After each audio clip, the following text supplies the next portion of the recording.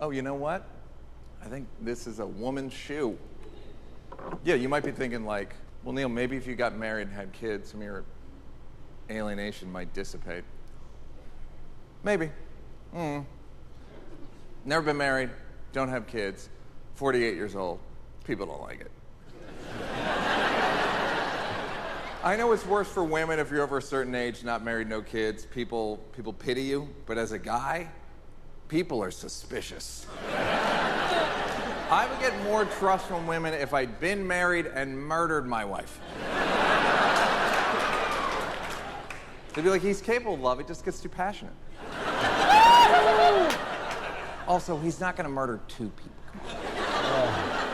Cute. Yeah, it's not, I've been in long-term relationships, been in love a few times, like, it just never got to marriage. Just never got there. These are big risks, these relationships, because you're basically just doing a daily trust fall with somebody, right? Every day, you'd be like, okay, your turn, okay, here we go. Oh my God, this is so fun, do me. Okay, here we go, oh my God, I feel so connected to you, we're so lucky. Do me again.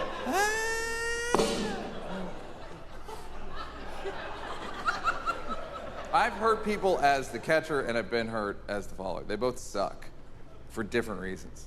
The thing with these relationships is you just have to believe in each other and you assure one another like we both feel the same way. I feel the same way about you as you feel about me. We're connected, we're connected, we're connected.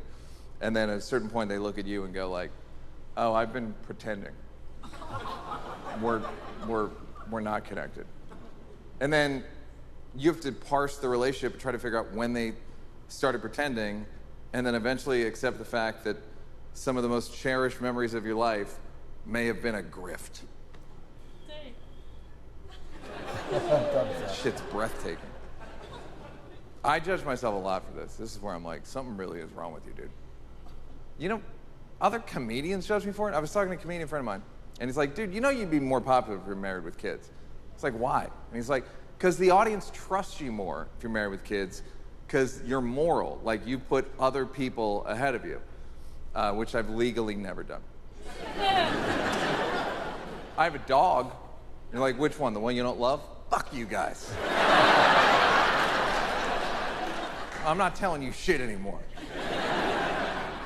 But I get how, as an audience member, you trust comedians more if they're married with kids. I do have one follow-up question, though. How is Bill Cosby's marriage? Any word? Is Louis C.K. still happily married? He's fucking hilarious. He must be married. All right, I have one more, and I need you guys to give it to me straight. John Mulaney?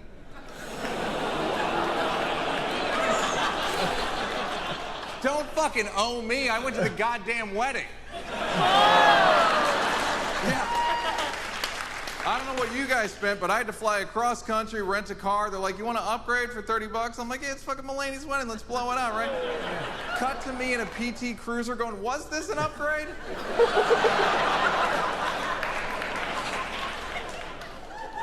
Well, at least Woody Allen's marriage is still flourishing, huh? Oh. Yeah. Did you see that documentary? Allen versus Farrow. They lay out the case pretty conclusively that before he married his stepdaughter, Soon-Yi, he'd molested his other stepdaughter. Oh, no. And I gotta say, it's probably my least favorite Woody Allen movie.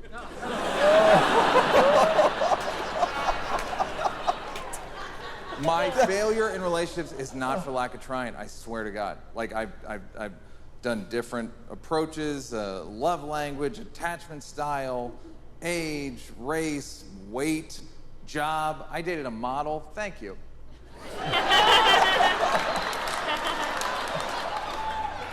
Guys, dating a model is like owning a dune buggy. And dating a model is like owning a dune buggy, because at the beach, it's great. But everywhere else, you're like, I shouldn't have brought you here.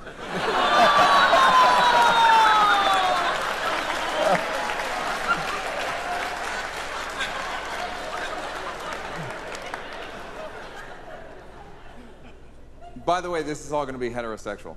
Like, I don't have any gay insights, never been gay. I check once a year. I do. If you're honest, you check once a year. I go on Pornhub, I click the gay button, and I go, anything? All right, back to women. While I haven't been gay, I have experienced a ton of homophobia because I have a bidet. Yeah, and my straight guy friends would be like, can't do it, bro. Can't have water shooting on my ass. I'm like, are you worried about... Look, if the only thing keeping you from being gay is water hitting your ass, you are gay.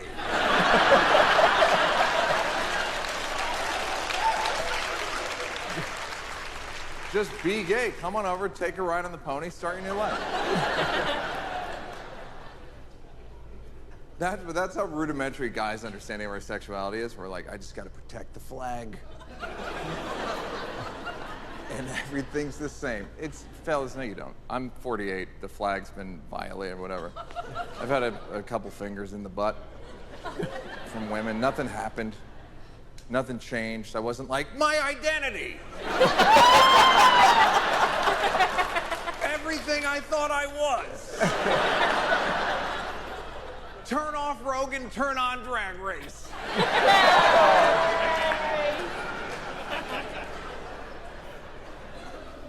You know what the first thing that always left my relationships? Appreciation for one another, right? I feel like it happens in most relationships. We stop appreciating each other. Women start thinking shit like men are so thoughtless and stupid. And men think shit like women are so fussy and high maintenance. And we're both right. Women, you are fussy and high maintenance. But you know what else they are, fellas? They're sophisticated and elegant and can make emotional connections, including, get this, direct eye contact. Women's spirit is just elevating. They can transform a room with their presence and energy. Like, I'm thankful that there's women here tonight. Like, if there were no women here tonight, fellas, we're just all dudes in a dark room staring at me. You know what the energy would be? Proud Boys, and you know it. Just a bunch of guys in like cut off leather gloves and wearing their horrible sunglasses like this for some reason.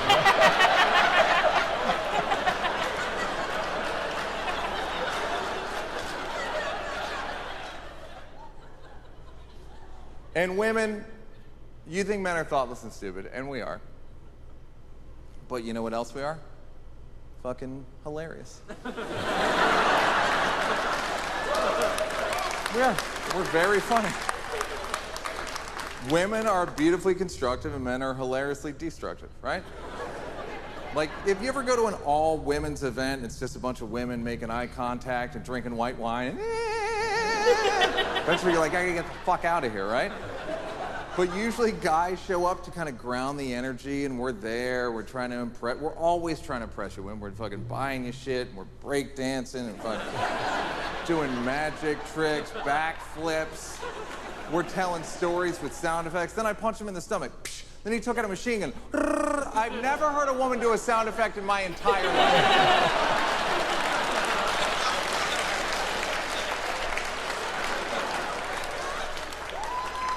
Noises you could, like birds chirps, meows, shit you could do.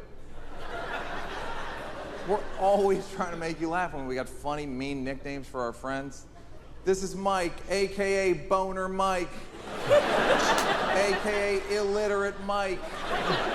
I've never heard a woman be like, this is Sarah, AKA Barren Sarah.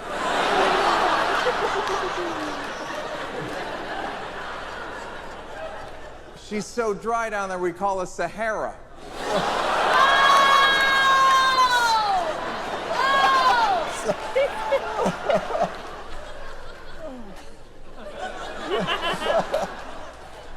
Yeah, like, I just don't have any, like, real innate skill for being a boyfriend. Like, I'm thankful that there's not an entrance exam to become a boyfriend, because I would fail that shit miserably. The woman would come back in with the results and be like, all right, Neil, we're not gonna pass you. I think you need that. A couple areas in which you didn't do well. One of them was listening. Question was, if you're watching basketball on TV and your girlfriend needed to speak to you, how would you handle it? We were looking for something like I'd turn the TV off and ask her what was going on with her, but you wrote down, I'd turn the TV up. and say, I can't talk right now, babe. It's the first quarter, which is one of the most important quarters. Neil, you also did poorly in conflict resolution. The question was, if your girlfriend had a serious issue with something you did, how would you deal with it? And you wrote down, I think of a time she did something similar, and say, see, bitch, now we're even.